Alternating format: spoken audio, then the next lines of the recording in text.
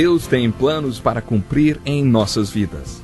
Essa é a mensagem de toda a Bíblia e é isso mesmo que estamos estudando aqui no Encontro com a Palavra, escrito pelo pastor Dick Woodward e narrado pelo pastor Edson Bruno. Fique atento a mais um programa que o Ministério Cooperativo Internacional leva a você. Com você agora, pastor Edson Bruno.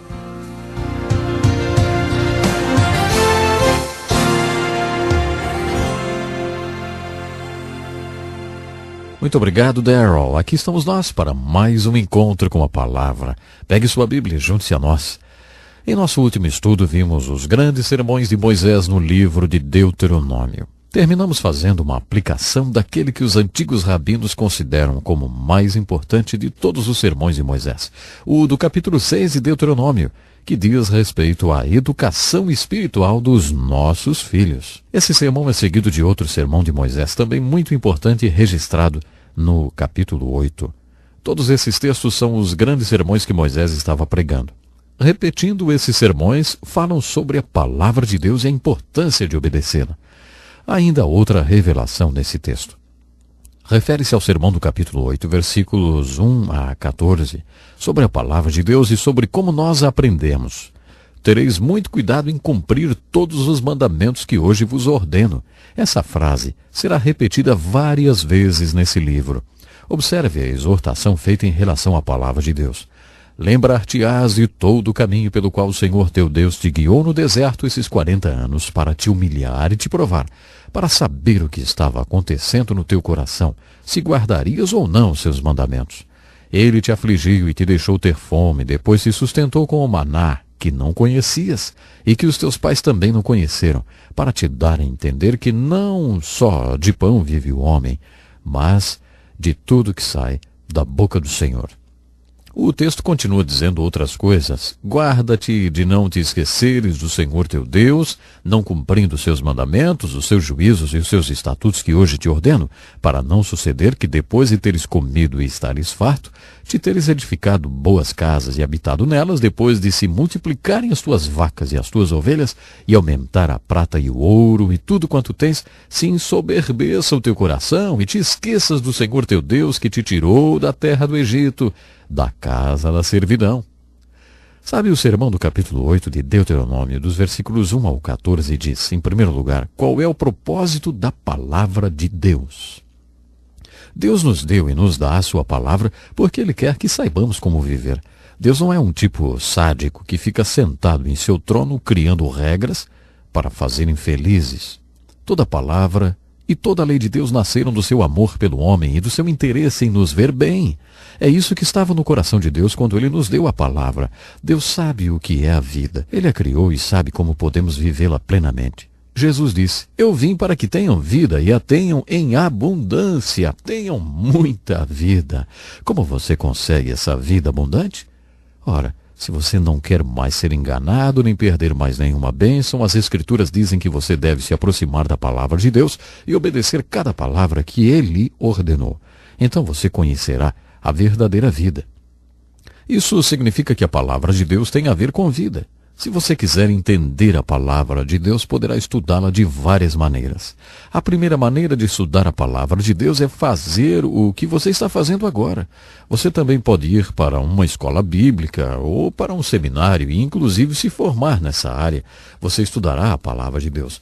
Mas, de acordo com a revelação de Deuteronômio, capítulo 8, essa não é a única maneira de se estudar a palavra de Deus. Na verdade, essa não é a maneira mais adequada.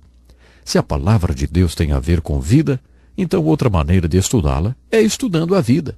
Creio que a palavra de Deus nos dá a compreensão da vida e que a vida nos dá a compreensão da palavra de Deus. Portanto, quanto mais você conhecer a palavra de Deus, mais conhecerá a vida. E quanto mais você conhecer a vida, mais conhecerá a palavra de Deus. Isso quer dizer que se você realmente quiser ter tudo e não perder nada e realmente aproveitar a sua vida, as Escrituras ensinam que você precisa chegar à palavra de Deus e obedecer os princípios de Deus. E você terá tudo de melhor de Deus para a sua vida. Aí você realmente estará vivendo. Outra observação muito importante que devemos fazer é em relação à exortação dada para tomarmos cuidado com o conforto. O apóstolo Paulo afirmou em suas cartas: sei passar necessidade e também sei ter abundância. Isso é um grande desafio. Você sabe passar por necessidades? Você sabe passar por aquelas tempestades da vida? Por aqueles momentos difíceis? Ei, você sabe como viver quando está passando necessidades? Paulo diz que sabia o segredo de viver contente, independentemente das circunstâncias. Mesmo acorrentado em uma masmorra em Roma, ele dizia que sabia passar por aquilo pela necessidade, mas ele também podia dizer: sei ter abundância. Às vezes acho que passar pela abundância é um desafio maior do que passar pela necessidade. É verdade. Uma vez o líder evangélico Charles Colson foi falar para 100 casais que trabalham com ele no ministério em prisões.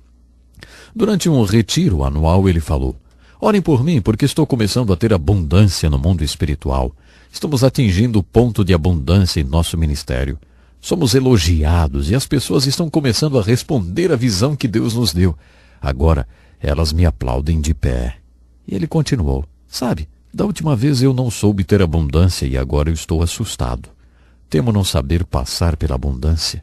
Orem por mim, para que Deus me conserve humilde e para que eu saiba passar pela abundância. Charles Colson foi sincero. Você nunca achou que ter abundância poderia ser um problema, não é? Bom, esse tema faz parte da exortação sobre a palavra de Deus. Moisés disse ao povo: como vocês aprenderam a palavra de Deus? Foi durante as dificuldades da provação, quando vocês estavam comendo o banquete de consequências resultantes da desobediência à palavra de Deus. Foi assim que vocês viram que a palavra de Deus é a chave para a vida. Agora, Moisés continuou, quando as dificuldades acabarem, nunca se esqueçam do que vocês aprenderam quando estavam passando pela provação. Quando vocês estiverem em abundância, não se esqueçam que é tempo de vigiar. Aquele, pois, que pensa estar em pé, cuide, para que não caia. Kenneth Scott Latourette, historiador da igreja, fez uma observação interessante. Se a Igreja de Jesus Cristo fizer sua obra e evangelizar o mundo de hoje nesses tempos de prosperidade em que vivemos, será a primeira vez na história que isso acontecerá. O povo de Deus não faz sua obra quando está próspero ou vivendo bem.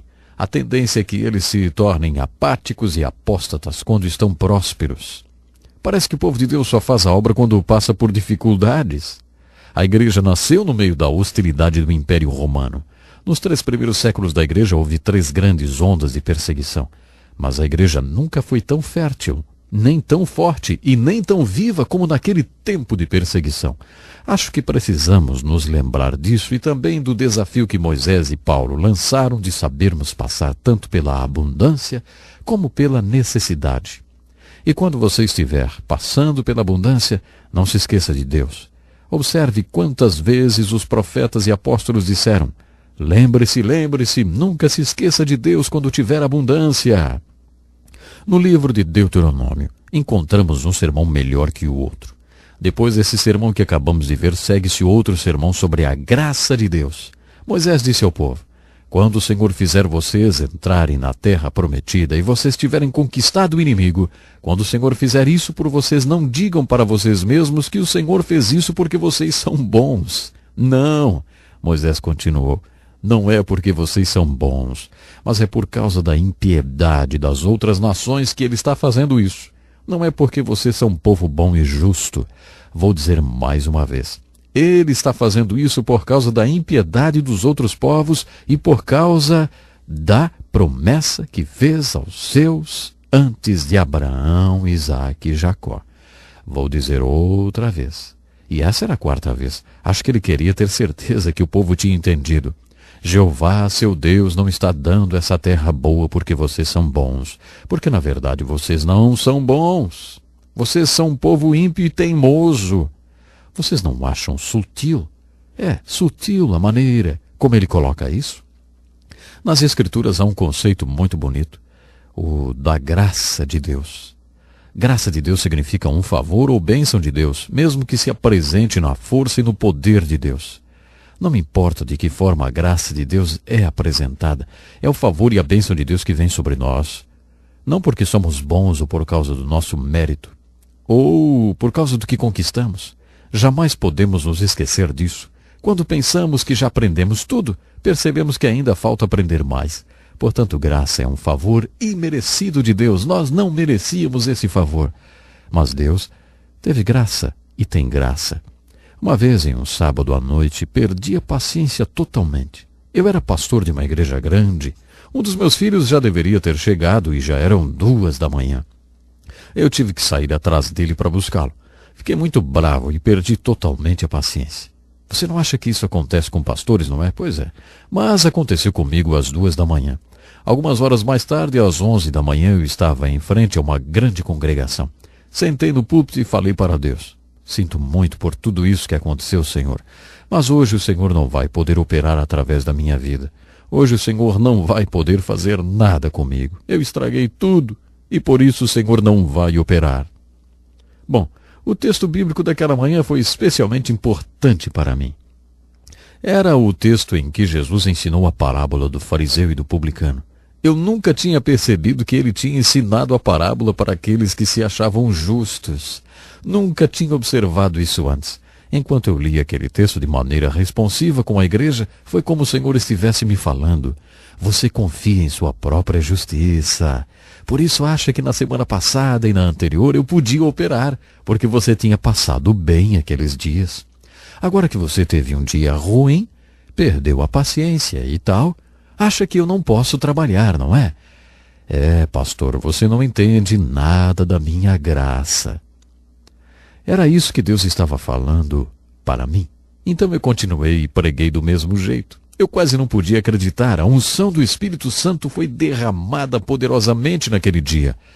Talvez você ainda não tenha aprendido isso. Esse trecho diz, não é porque você é bom, mas porque Deus é bom. Ele ama e abençoa você. Ele é um Deus que possui graça. É isso que significa a palavra graça. E é essa a incrível exortação do capítulo 9 de Deuteronômio. Agora que você compreendeu esse conceito de graça, procure observá-lo em toda a Escritura, porque a sua salvação é explicada no Novo Testamento baseada nesse conceito. No conceito da graça. E é muito importante você pensar seriamente sobre isso. A graça de Deus tem tido espaço para atuar na sua vida constantemente? Bom, chegamos ao final do nosso programa. O tempo hoje já se foi. Programe-se para estar conosco na próxima oportunidade, quando vamos continuar a estudar os melhores sermões do melhor homem de Deus. Escreva para nós, enfim, entre em contato conosco e, sem dúvida, Deus tem algo especial para você através da sua imensa graça. Até o próximo programa. Que lição importantíssima. Obrigado, pastor Edson Bruno. Prezado ouvinte, coloque em prática o que você ouviu aqui.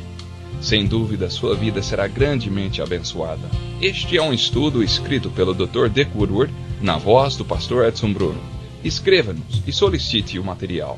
Nosso endereço é Encontro com a Palavra, Caixa Postal 2011, CEP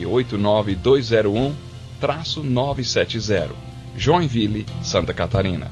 Até o nosso próximo encontro com a Palavra.